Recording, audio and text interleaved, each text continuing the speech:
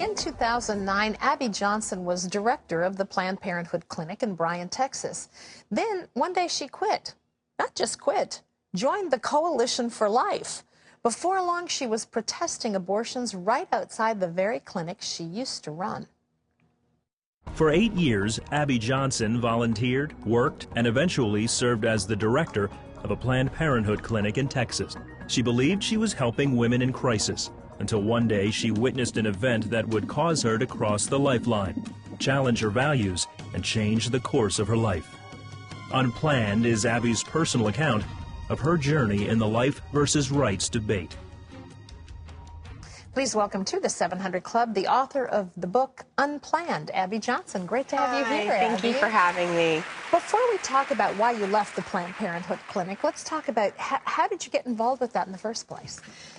Well, I actually got involved as a volunteer in college. I was a student at Texas A&M, and I just happened to run into a Planned Parenthood booth while I was walking through campus one day.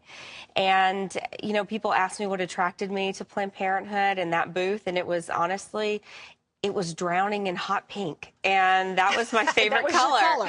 And so it just caught my attention, and I walked over to the booth, and they said some things that made sense to me because I had never really considered the pro-life or pro-choice debate. Had you grown up with a feeling about it one way or the other? I mean, did your family have any particular stance on it? My family, I grew up pro-life. My family was pro-life. I remember in high school saying I was pro-life, but you know, if somebody would have put me up to a debate, I would have lost. You hadn't really thought the thing through. No. Yeah, well, I think that's true for a lot of people. In your book, you write, never trust a decision you don't want your mother to know about. What secrets were hiding in your own life?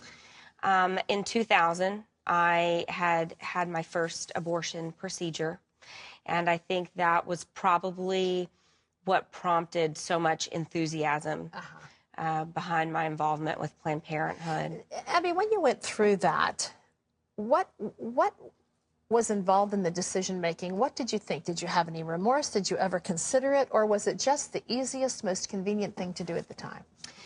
You know, I've heard a lot of people talk about, you know, when they found out they were pregnant, or you know, when you find out any kind of difficult thing that happens in your life or tragedy in your life. And I remember when I read that pregnancy test and I came out and I told my fiance at the time, I've heard people say, oh, my mind was racing and there were so many thoughts going through my mind, but I just remember my mind being blank and just thinking, oh, what am I going to do now? How did I get into this? You know, and I didn't know what to do.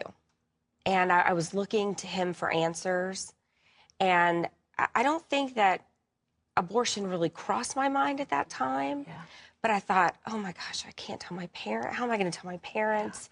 What's going to happen? You know, I want to go back to school. Well, and pregnancy is pretty, yes. The last part of that, I think, for a lot of young women, it's very life-interrupting, you know?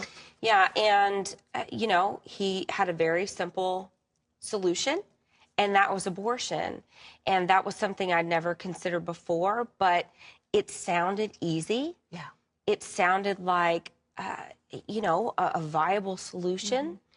And so, you know, I don't really remember how much time went by. I honestly don't remember a whole lot about it. But that was the decision that we ultimately made. Ultimately, you move into a role as director of a Planned Parenthood clinic. What were you, there are people, I'm sure, who explain to you what the organization's about and where it's going and what its purpose is and its focus. What were you told was supposed to be your first priority there? I was told that our first priority was prevention, and prevention first. That was what our legislation was about. That's what our mission was about, always prevention. And I believed that, and I thought that that was a great goal, and it made sense to me. And that was what initially hooked me into Planned Parenthood, was that we were trying to decrease the number of abortions and trying to make abortion rare. And so I thought that sounded great. I think that whole concept of feeling like knowledge is power works, except that we don't all live we don't all live, you know, lives that are focused and directed. You, as the director, had the ability to step into any role within the clinic that you wanted or needed to, but you had something happen to you that really turned your mind around in this. That was, I believe, in August of 2009. Tell us about that. Yes, it was in September of 2009. September. I was asked to assist in an ultrasound-guided abortion procedure. And you'd never done that before? No, I'd never done that before. As you know, as far as I know, we had never had an ultrasound-guided abortion procedure take place in our clinic because they're very rare.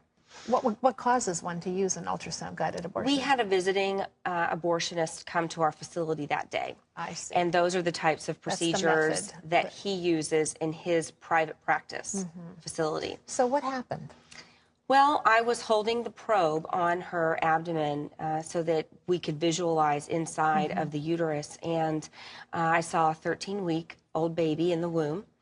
And what I saw during the abortion procedure was shocking because I saw that baby begin to move and recoil and tried to flee from the abortion instruments. And that was something that I didn't believe would happen because I had been told by Planned Parenthood for years, and I had then in turn told women when they had asked that their baby would not feel any pain, that there was no sensory development until 28 weeks, because that was what Planned Parenthood had told me. And I had believed that because I needed to believe it to continue to justify abortion and my work in abortion. So when you saw that, what happened inside of you? Tell me what went on in your head and your heart. I was shocked. I felt betrayed. I felt like I had been lied to by this organization that I believed in and had supported so strongly. How did you get to the place where you decided to walk? I knew that, you know, after seeing that abortion, I was going to have to make a decision. I knew I couldn't walk out of that room and continue to live the way I'd been living. I knew that that was going to have to be a turning point in my life. And I knew that ultimately the decision was going to have to be that I would leave Planned Parenthood. So not only did you leave, but you went to work for the other side, sharing with people the significance of life and the truth of what you had seen. Planned Parenthood wasn't happy with that. Tell me what happened after that. Yeah, I did contact the coalition. I needed help finding a job. I needed help sorting through my emotions, and they had always said they would help, and so I put them to the test, and they did help me tremendously. And but when Planned Parenthood found out about this, they took me to court, and they actually released my story to the media. And we did go to court, but, you know, you can't sue somebody for being pro-life. And they had no grounds, and so the case was dismissed. You say, Abby, that, in fact, the pro-choice, pro-life people have a lot more in common than any of us understand. What do you mean by that? Well, they are both well-intentioned. And a lot of times we want to see the workers as the enemy. We want to see clinic workers as the enemy. But what we need to understand is that they are not the enemy. The sin of abortion is the enemy. And sometimes our anger and our hostility is misdirected.